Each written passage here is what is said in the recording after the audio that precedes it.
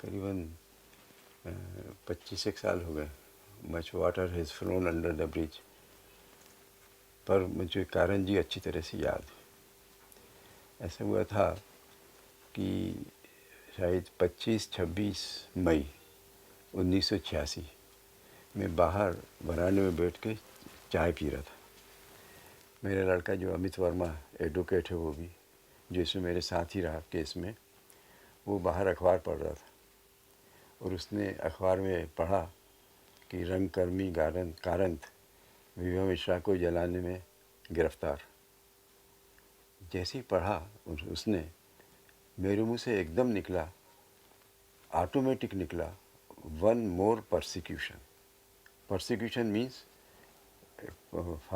Filing case against an innocent person, जैसे zone of arc उसको जला दिया गया था। तो इस दिस आर्ट ऑफ एकदम मेरे मुंह से निकला, वन मोर परसिक्यूशन। किसके मन में क्या है मैं तो एकदम समझ नहीं पाता हूँ, पर यह समझ में ज़रूर आ जाता है कि something is wrong with the person who are doing things against us, against कारण। हो सकता है कि कुछ मोटिवेशन हो, कहीं का कुछ हो, परंतु ये बात पक्की है कि इस तरह का ये तो परसिक्यूशन ही है। जैसे वो साक्रेटिस को जहर दे दिया गया फॉर नथिंग। तो कारण का केस भी मेरे दिमाग में यही रहा कि innocent man why should be prosecuted. उसके करीबन 1-1.5 घंटे के बाद ही मुझको फ़ोन आया, कोई बड़े अफसर का फ़ोन था कि वर्मा साहब, कारण जी का केस आपने अखबार में पढ़ा होगा। मैंने कहा हाँ अभी पढ़ा मैंने। कह लगे उनका केस ले लीजिए। और इस तरह से मैं कारण जी का वकील हो गया। जब वकील हो गया तो पहली मुझे फ़िक्र हुई उनकी कि उनकी ज़मानत हो, और कोशिश करके उनकी ज़मानत हुई। परंतु ज़मानत के बाद फिर कोई, क्योंकि पब्लिक इतनी कुछ खिलाफ़ हो गई थी, जिस तरह से न्यूज़ वगैरह छप रही थी, तो एक आदमी ने फिर दरख्वास्त लगा दी कि उनकी ज़मानत खारिज कर दी जाए। तो फिर उनकी ज़मानत खारिज हो गई। बाद में फिर हाई कोर्ट से फिर उनकी ज़मानत हुई। इसके पश्चात पुलिस ने चालान पेश कर दिया, अटेम्प्टेड मर्डर 307 और 201 removal of evidence, destruction of evidence या डिसअपीयरेंस ऑफ एविडेंस। केस देखा मैंने और उसमें एक बात बड़े आश्चर्य की थी कि ये मुकदमा पेश ही नहीं होना था, क्योंकि विभा मिश्रा को जलाने की बात वो कह रहे हैं, परंतु विभा मिश्रा तो कहती नहीं है कि जलाया कारण जी ने। तो इसे कहते हैं मुद्दई सुस्त और गवाह चुस्त। जब विभा मिश्रा ने कहा ही नहीं कि उसके ऊपर तेल डाला या जलाया, और बल्कि उसने ये कहा कि वो किचन में कढ़ाई थी, पकोड़े बना रही थी, तेल उछटा और ऐसे में जल गई, तो कारण जी तो कम्प्लीटली इनोसेंट थे। तो उनके इस पर मुकदमा चलाने नहीं चाहिए था। और इसको जो हम लोग अक्सर बोलता हूँ मैं कि police was trying to make an omelette without an egg. खैर, मुकदमा जब चला तो चलने के दौरान में हम लोगों को काफ़ी मेहनत करना पड़ी, और इसमें ख़ास तौर से जो बर्न इंजरीज थी और उस पर जो मेडिकल एविडेंस था, तो मेडिकल एविडेंस का एस्पेक्ट ख़ास तौर से अमित वर्मा, जो मेरा लड़का हाई कोर्ट में प्रैक्टिस कर रहा है, उसने बहुत अच्छा स्टडी किया था। और हमने इसमें जो डॉक्टर्स थे और उनको मेडिकल एविडेंस में अच्छा क्रॉस एग्जामिनेशन उस तरह से किया।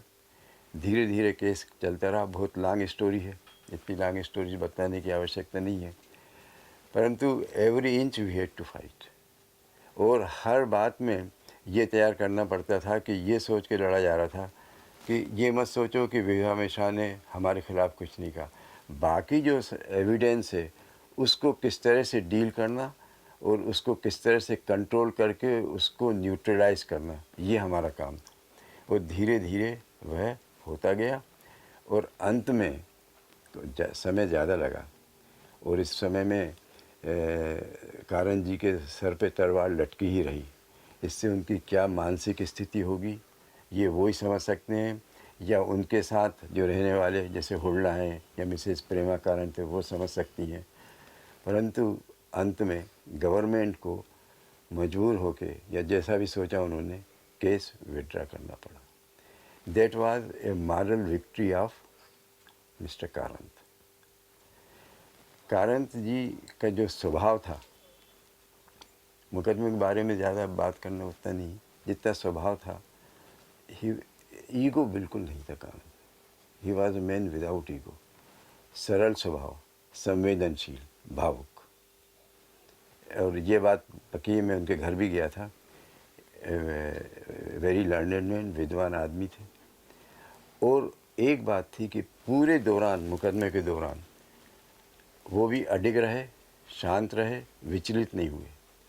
और मुझ पर और मेरे काम पर उनको पूरा विश्वास था। एक दिन उन्होंने एक शब्द मेरे लिए कुछ नहीं कहा, ये नहीं कहा कि चिंता में।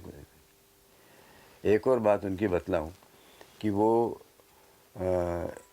इतने दिन रहे, इसमें उनके जो सहयोगी थे, उन्होंने उनका पूरा साथ दिया।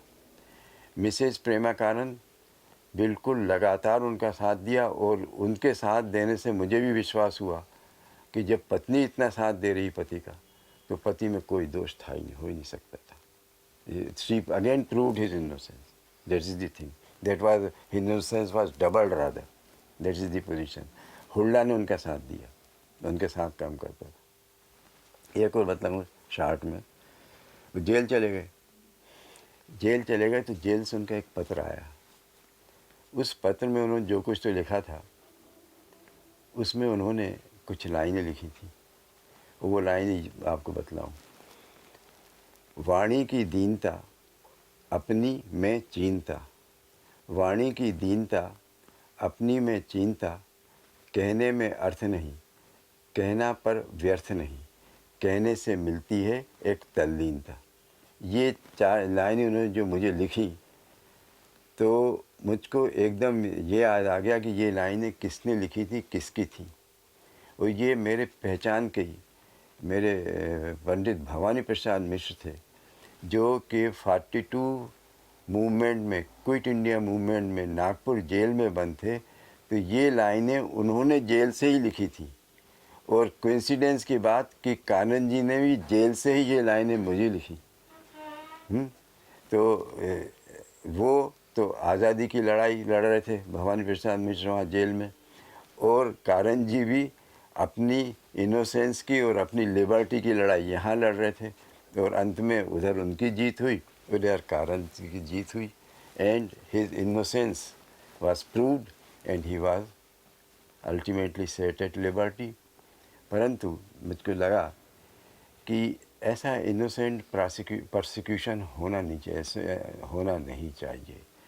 आज अंग्रेज़ों के ज़माने में हो जाए, पर आज डेमोक्रेसी में अगर लॉ का इस तरह से दुरुपयोग हो तो ये अनुचित बात है। पर हाँ, कारंत जी मुझे हमेशा, हमारे घर वालों को भी, क्योंकि इसमें एक बार गिरीश कर्नाड भी आए थे, सब घर आए थे, तो हम लोगों को कारंत जी हमेशा याद रहते हैं। और मैं हमेशा याद रखूँगा।